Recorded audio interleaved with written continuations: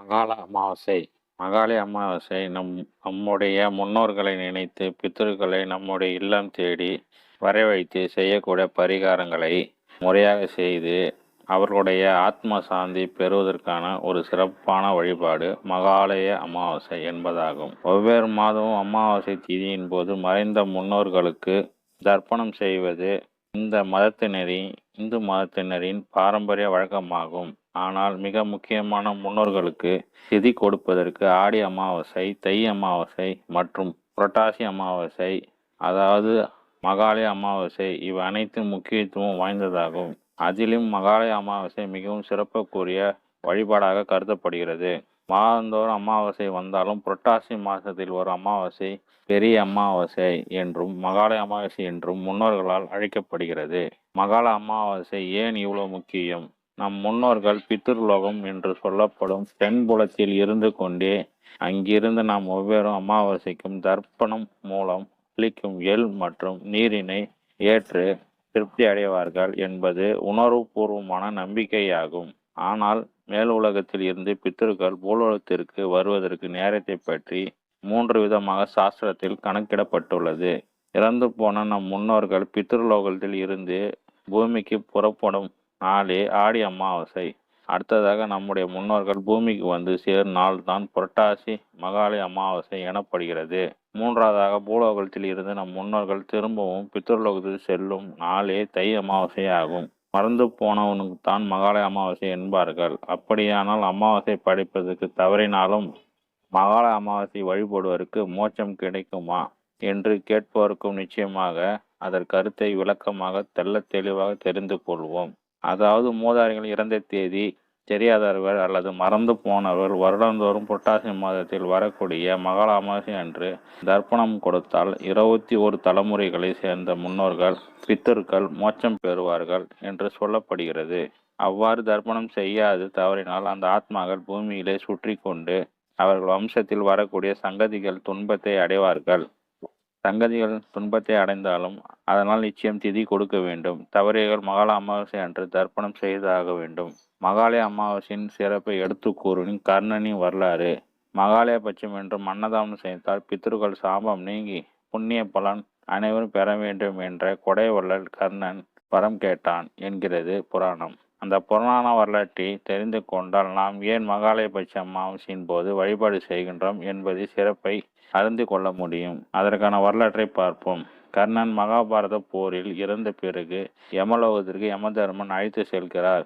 அங்கு அனைத்து விதமான மரியாதைகளும் செய்து வைத்த கர்ணன் தர்மவான் என்பதால் சொர்க்கத்திற்கு அனுப்பி வைக்கிறார்கள். சொர்க்கத்தில் அவர் மகிழ்ச்சியாக இருக்கும் சமயத்தில் அவருக்கு பயங்கரமான பசி அடிக்கிறது. அதை கண்டு அங்கு உள்ளவர்கள் மிகவும் ஆச்சரியப்படுகின்றனர். அதற்கான காரணம் சொர்க்கத்தில் உள்ளவர்கள் பசி என்பதே இருக்காது. ஆனால் கர்ணனுக்கு ஏன் பசி அடிக்கிறது என்று ஆச்சரியப்படும் வேளையில் தேவகுரு பிரகஸ்பதி அங்கு வருகிறார். கர்ணன் சொல்வதை கேட்டு அதற்கான காரணத்தையும் தம்முடைய ஞானதிஷியால் கண்டுபிடிக்கிறார். பிறகு பிரகஸ்பதி கர்ணனிடம் உங்களுடைய ஆட்காட்டி விரலை எடுத்து சுவையுங்கள் என்று சொல்கிறார். பசியிழந்த கர்ணனும் தம்முடைய ஆட்காட்டி விரலை சுவைக்கிறார். உடனே அவர் பசி அடங்கி வருகிறது. கர்ணன் மிகவும் ஆச்சரியத்தோடு ஆள்காட்டி விரலை சுவைத்தால் பசி அடங்காததற்கு காரணத்தை கேட்கிறார். கோகுலத்தின் கர்ணனாக நீ வாழ்ந்த போது பொன்னும் பொருளும் தானமாக அளிப்பதில் கவனம் செய்தாயே தவிர பசித்தவருக்கு உணவு அளிப்பதற்கு தவறிவிட்டாய். இருந்தாலும் ஒரு நாள் பசி என்று வந்த அந்தணருக்கு அன்னதானம் செய்யப்படும் இடத்தை உன்னுடைய ஆள்காட்டி விரலால் காட்டினாய். அதனால் உன்னுடைய ஆள்காட்டி விரலால் அதற்கு புண்ணிய பலன் பெற்று நீ சுவைத்ததும் பசி அடங்கியது என்று பிரகஸ்பதி சொல்கிறார். இதை கேட்டதும் அன்னதானம் செய்யாமல் போனது நிலைமை குறித்து கர்ணன் வருந்துகிறான். மீண்டும் தான் பூமிக்கு ஒரு பட்சம் 15 நாட்கள் மனித உடலோடு சென்று மக்களுக்கு அன்னதானம் செய்வதற்கு அனுமதி அளிக்குமாறு யமதர்மனுக்கு கோரிக்கை வைக்கிறார். யம தர்மராஜனும் அதை சம்மதித்து கர்ணனை பூலோகத்திற்கு அனுப்பி வைக்கிறார். கர்ணன் மக்களுக்கு 15 நாட்கள் அன்னதானம் செய்து தம்முடைய கர்ம வினை பயனை அகன்று நிம்மதி கொள்கிறான். அதன் பின்னர் 15 நாள் கழித்து சொர்க்கத்திற்கு திரும்புகிறார். யம தர்மராஜனும் மிகவும் மகிழ்ந்து உனக்கு என்ன வர வேண்டும் என கேட்கிறார். மக்கள் தம் முன்னோர்களுக்கு திதி உணவு கொடுக்க மறந்தாலும் மகாலயபட்ச அமாவாசைக்கு ஒரு பட்சம் என்று திதி அன்னதானம் செய்தால் பித்திருக்களின் ஆசையை பெற்று அதற்கான புண்ணிய பலன்கள் அனைத்தும் அவர்கள் சென்று அடைய வேண்டும் என்ற கர்ணன் வரங்கேட்க யம தர்மராஜன் மகிழ்வோடு அந்த வரத்தை அளிக்கிறார்.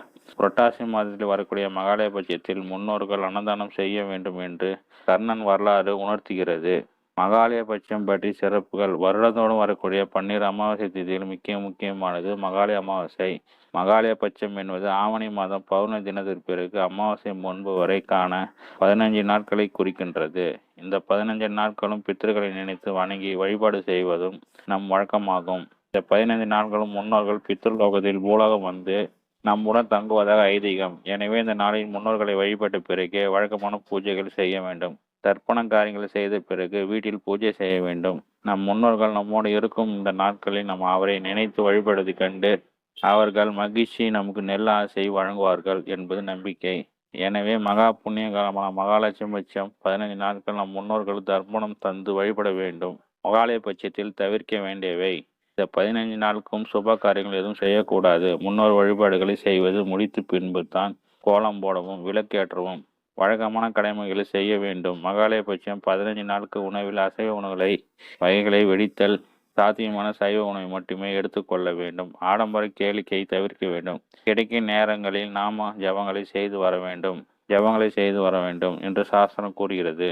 மகாலய அமாவாசை விரதத்தை யாரெல்லாம் கடைபிடிக்க வேண்டும்? தந்தை இல்லாத அனைவரும் இந்த அமாவாசை வழிபாட்டை மேற்கொள்ள வேண்டும். எனவே அவர் குடும்ப வழக்கப்படி இந்த வழிபாட்டை செய்ய வேண்டும்.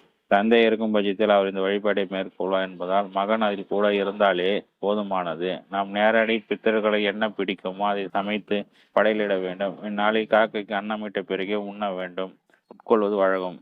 சிறப்பு நிறைந்த மகால அமாவாசை செய்ய வேண்டியவை. மகாலய அமாவாசை அன்று பக்தியோடு முன்னோர்களை நினைத்து தர்ப்பணம் செய்தால் அதற்கேற்ப முழு பலனை அவர்கள் பெறுவார்கள். 15 நாட்களுக்கு தொடர்ந்து வழிபட முடியாதவர்கள் மகாலய அமாவாசை அன்று முன்னோர்களை நினைத்து தர்ப்பணம் கொடுப்பது, அவர்களை மனதால் நினைத்து கொண்டிருப்பது, ஏழை எளியவர்கள் தானம் தர்மங்கள் செய்வது போன்ற காரியங்களை செய்தால் அளவற்ற பயன்களை பெறுவார்கள். அனைத்து தானத்திலும் மிகவும் சிறந்த தானம் மகாலய தானமாகும். அந்த புண்ணிய நாளில் அன்னதானம் மற்றும் வசதி தானம் என ஏழைகளுக்கு தானம் செய்வது மிகவும் சிறப்பானது.